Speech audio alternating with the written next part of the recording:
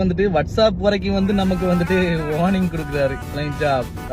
அவர் வந்துட்டு தளபதி, அதாவது தளபதி ஸ்டாலினா. தம்பி தளபதி நீ பாத்திருக்க தம்பி, உண்மையான தளபதிய இப்ப பாரு, நான் காட்டுறேன்.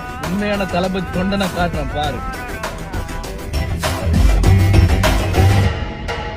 நிக்காத நிக்காத மறுபடி சிக்காத சிக்காத ஒருவர் கொட்டாலை கேட்டாலை பதவி பக்கா பார்த்தா பாணி.